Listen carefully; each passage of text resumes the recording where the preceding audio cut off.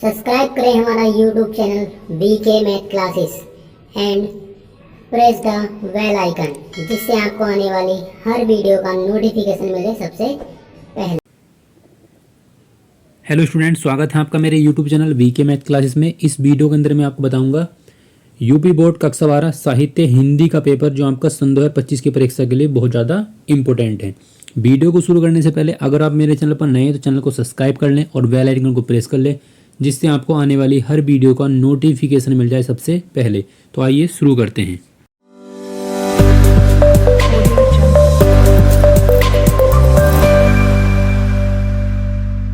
अब यहाँ पर आप देख सकते हैं, यहाँ लिखा हुआ है सन 2024-25 और ये आपका क्या है, हिंदी यानी कि साहित्य हिंदी का ये पेपर है। पूर्णांक इसका 100 नंबर का है और समय आपको मिलेगा 3 घंटे 15 मिनट का। इसके स्टार्टिंग में कुछ आपके सामान्य निर्देश दे होते हैं जो आपको पढ़ लेने चाहिए।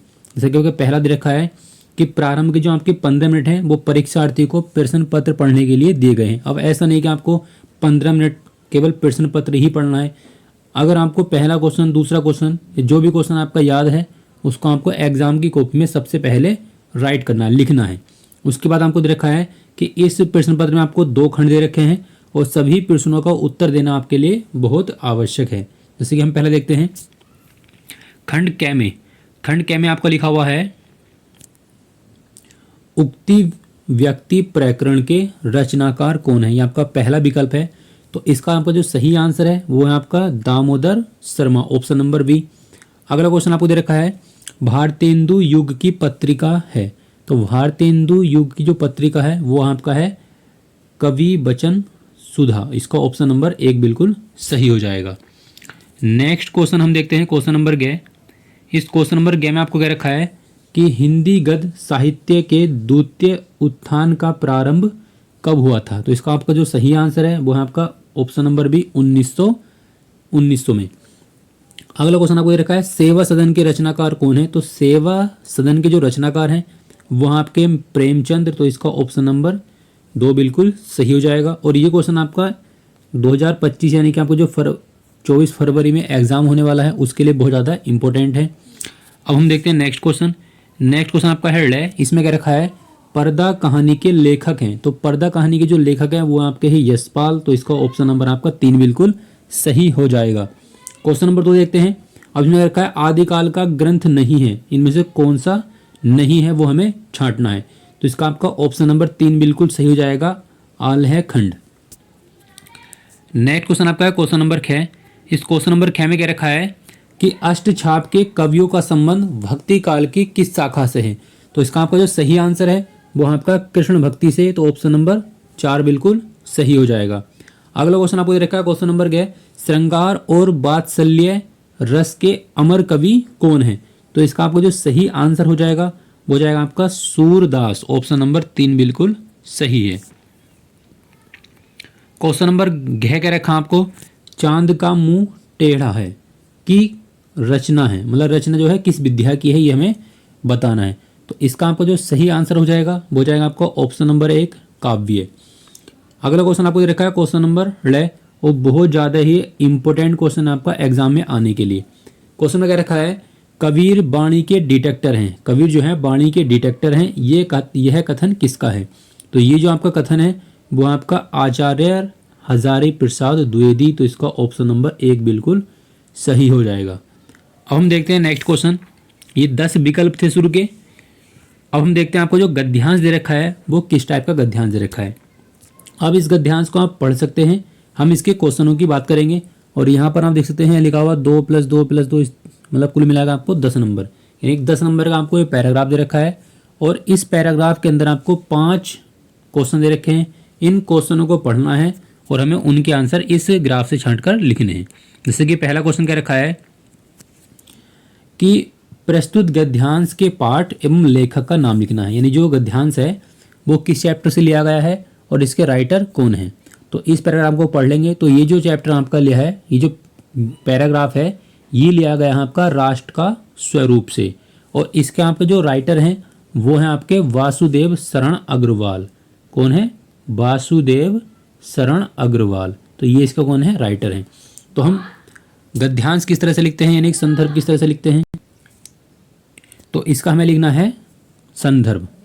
तो संदर्भ हम किस तरह से लिखते हैं? संदर्भ में लिखते हैं कि प्रस्तुत गद्यांश हमारी पाठ्य पुस्तक हिंदी के उस चैप्टर का नाम लिख देंगे, चैप्टर का नाम क्या है, और हम राइटर का नाम लिख देते हैं।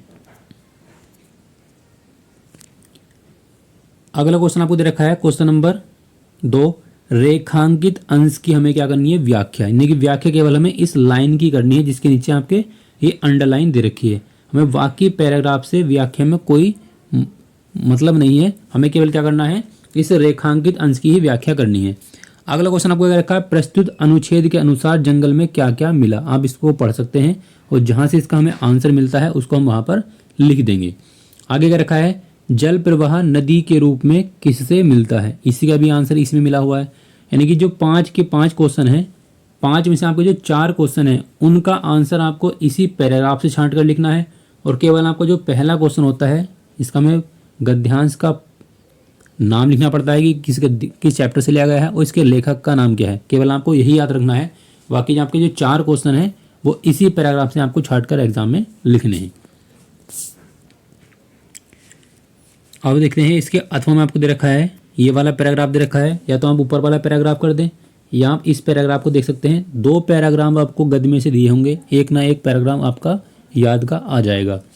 अब जैसे क्वेश्चन आपके 5 क्वेश्चन पहले पैराग्राफ से करने हैं, ठीक इसी प्रकार आपके जो 5 क्वेश्चन हैं वो हमें इस पैराग्राफ से भी करने हैं। और करना केवल आपको एक ही पैराग्राफ है, 2 पैराग्राफ आपको नहीं करने।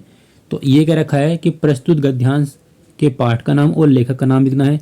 तो ये आपका जो गद्यांश है ये लिया गया आपका भाषा और आधुनिकता से, और इसके आपके जो राइटर हैं वो हैं प्रोफेसर जी सुंदर रेड्डी। कौन है? प्रोफेसर सुंदर रेड्डी इस चैप्टर के कौन है? राइटर हैं। और ये आपको जो चैप्टर है वो लिया गया है आपका भाषा और आधुनिकता से। किससे लिया गया है? भाषा और आधुनिकता से। बाकी आपको जो नीचे के 4 क्वेश्चन हैं वो हम क्या करना है? इसी पैराग्राफ से पढ़कर लिखने हैं, पढ़ना है और इसी पैराग्राफ से उनका आंसर छांट कर लिखना है। अब हम देखते हैं काव्य। आपको जो काव्य है इस काव्य में आपको किधर रखा है? प्रश्न नंबर 4 में पद्यांश पर आधारित निम्नलिखित प्रश्नों के हमें उत्तर देने हैं। और ये आपका क्या है? 5 × 2 यानी कि 5 क्वेश्चन है और प्रत्येक क्वेश्चन आपका क्या है? 2-2 नंबर का है। तो इन पैराग्राफ को हम पढ़ लेंगे और इनके आंसर इसमें से छांट कर लिख देंगे। जैसे कि आप देख सकते हैं यहाँ पर आपको, जैसे आपको गद्य में से आपको 2 पैराग्राफ दे रखे हैं, ठीक इसी प्रकार आपके काव्य में से भी आपको 2 पैराग्राफ दे रखे हैं। जैसे पहला पैराग्राफ दे रखा आपका नील परिधान बीच सुकुमार। तो ये जो आपका लिया गया है वो जयशंकर प्रसाद ने इसके राइटर हैं, और ये आपका लिया गया है श्रद्धा मनु से।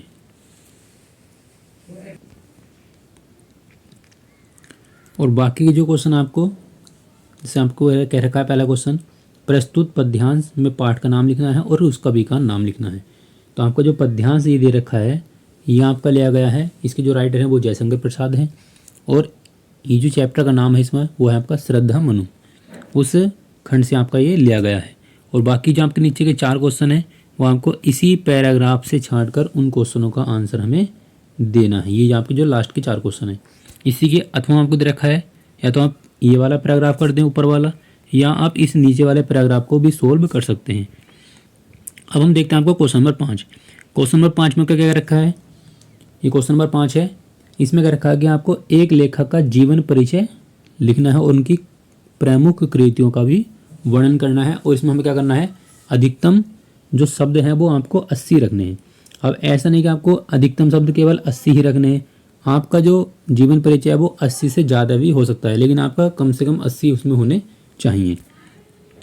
इसमें आपको जो पहला क्वेश्चन दे रखा है वो आपका है वासुदेव शरण अग्रवाल, पंडित दीनदयाल उपाध्याय और प्रोफेसर जी सुंदर रेड्डी। अब आपको केवल इसमें 3 क्वेश्चन दे रखे हैं और करना केवल आपको एक ही है। तो मेरे हिसाब से आप, अगर आप आर्ट साइड के हैं स्टूडेंट, तो आप ये वाला जो क्वेश्चन है, एक तो पहला और एक तीसरा, ये जरूर याद करके ले जाएं कि आपको 24 फरवरी के दिन देखने के लिए ये क्वेश्चन एग्जाम में मिल सकते हैं, क्योंकि वासुदेव शरण अग्रवाल का बहुत ज़्यादा इंपॉर्टेंट जीवन परिचय है। और जो आपका तीसरा है प्रोफेसर जी सुंदर रेड्डी, ये भी आपका बहुत ज़्यादा इंपॉर्टेंट क्वेश्चन है। अब हम देखते हैं काव्य में से। क्वेश्चन नंबर 6 में क्या रखा है कि निम्नलिखित में से किसी एक कवि का जीवन हमें परिचय लिखना है और उसकी प्रमुख कृतियों का भी हमें क्या करना है? वर्णन करना है। तो इसमें आपको जो पहला क्वेश्चन है आपका जयशंकर प्रसाद, ये भी बहुत अच्छे। दूसरा आपका है रामसाई दिनकर, ये तो आपका बहुत ज़्यादा इंपॉर्टेंट है। ये दोनों क्वेश्चन आपको एग्जाम में 24 फरवरी के दिन देखने के लिए मिल सकते हैं। आपको शुरू के 2 क्वेश्चन और एक लास्ट आपका है अयोध्या सिंह उपाध्याय हरिओद, ये भी आपका बहुत ज़्यादा इंपॉर्टेंट है। अब हम देखते हैं क्वेश्चन नंबर 6। इस क्वेश्चन नंबर 6 में क्या रखा है कि कहानी तत्वों के आधार पर आपको पंचलाइट, बहादुर, इनमें से केवल आपको एक ही करना है। अगर आप ये वाला क्वेश्चन सोल्व नहीं करते तो इसके अथवा में आपको दे रखा है कर्म नाशा की हार, कहानी के प्रमुख पात्र का चरित्र चित्रण हमें करना है। तो आप मेरे हिसाब से पंचलाइट की कहानी याद कर लें। ये आपकी साइंस वर्ग, जो विज्ञान वर्ग के स्टूडेंट होते हैं और जो आपके आर्ट साइड के स्टूडेंट हैं उनके लिए बहुत ज़्यादा इंपॉर्टेंट क्वेश्चन है। पंचलाइट के जो राइटर हैं वो आपके फणीश्वर नाथ रेणु, और इसका अंदर आपके 2 मुख्य पात्र हैं, एक आपका गोधन और एक आपका मुनरी। ये केवल आपके 2 मुख्य पात्र हैं, गोधन और मुनरी। इसमें क्या है, एक प्रेम कथा है। इसको अब अगर आप एक बार भी पढ़ लेंगे एग्जाम में जाने से पहले तो इस क्वेश्चन को आप एक बार भी पढ़ने के बाद एग्जाम में लिख सकते हैं। अब इसके बाद आता है आपका है स्वैप क्वेश्चन नंबर 7। स्वैप पठित खंड काव्य के आधार पर आपको निम्नलिखित में से किसी एक प्रश्न का आंसर देना है। अब जो स्वैप पठित खंड काव्य होता है ये हर डिस्ट्रिक्ट के लिए क्या होता है, अलग अलग होता है। यानी आपके जितने भी आपके उत्तर प्रदेश के अंदर ज़िले हैं हर ज़िले में क्या है, एक अलग अलग आपको खंड काव्य का क्वेश्चन दे रखा है।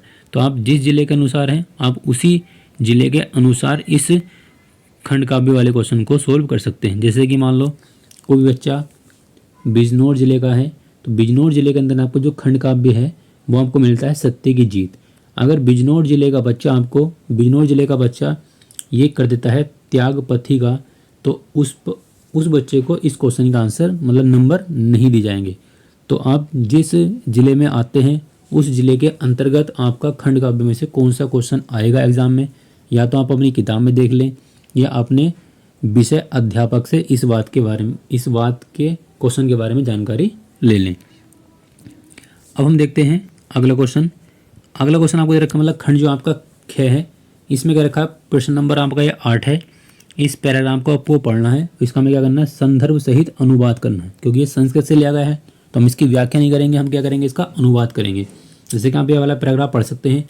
इस पैराग्राफ को आपको क्या करना है, संदर्भ लिखना है। तो संदर्भ हम किस तरह से लिखते हैं मैं आपको बता देता हूँ कि प्रस्तुत संस्कृत गद्यांश हमारी पाठ्य पुस्तक संस्कृत के दिग्दर्शिका ऐसे लिखना है, दिग्दर्शिका।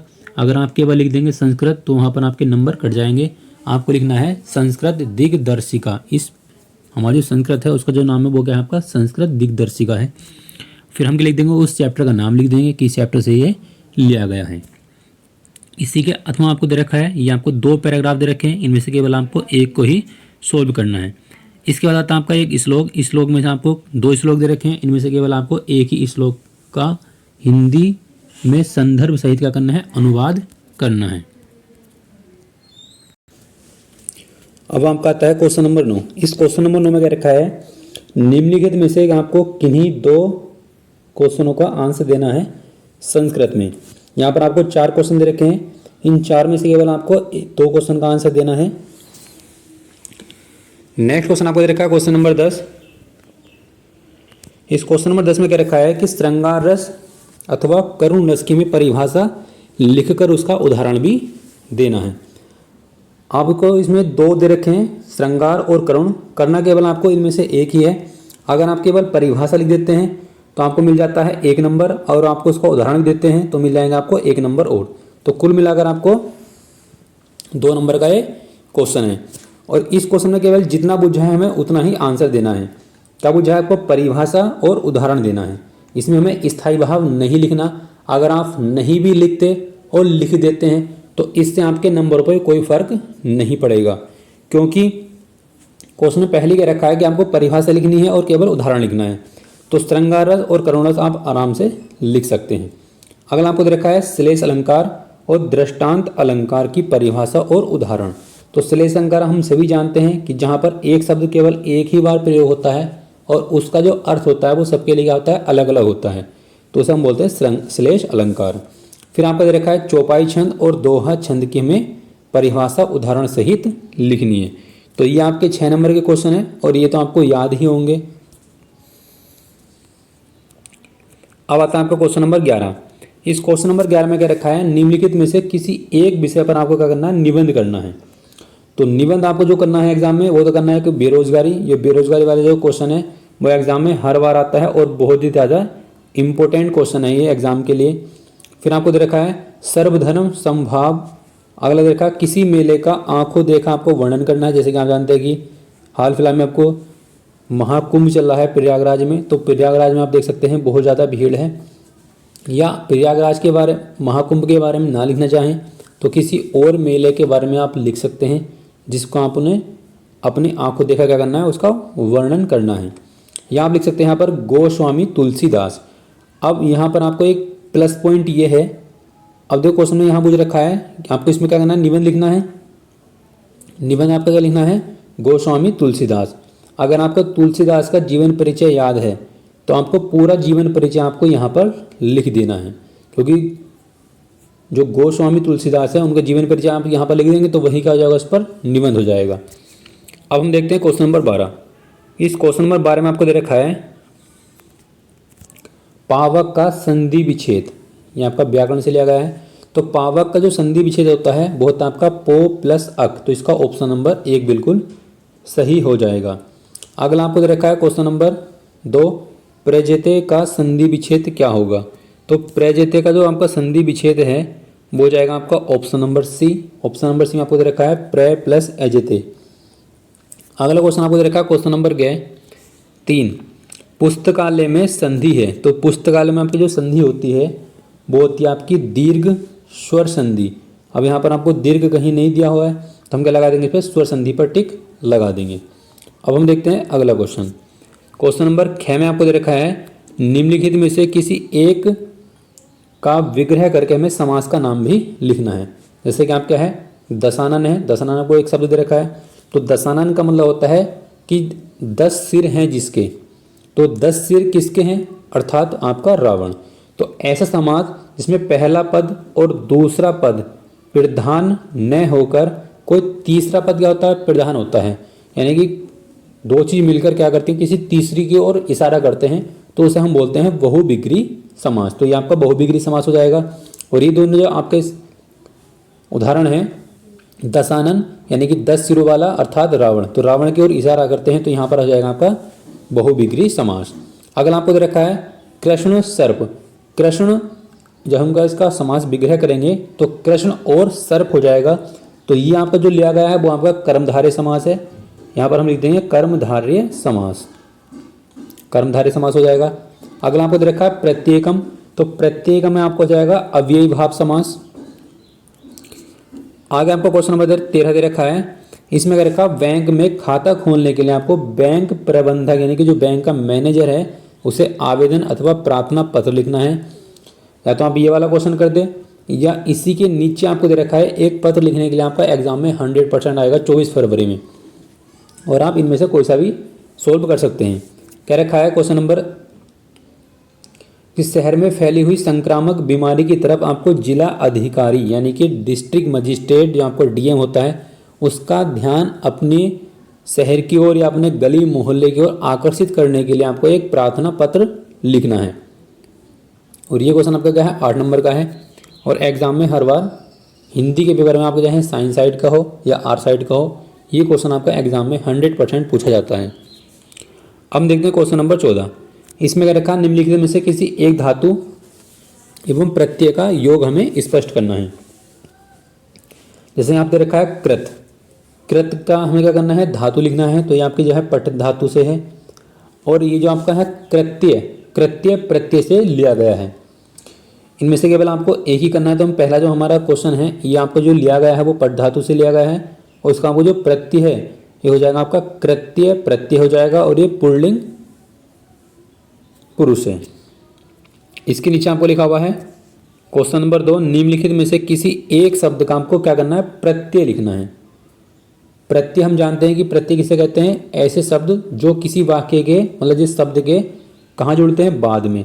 अगर बाद में जुड़ेंगे तो क्या लाएगा आपका प्रत्यय, और उसे हम अगर प्रारंभ में जोड़ देंगे, शुरू में जोड़ देंगे तो उसे हम बोलते हैं उपसर्ग।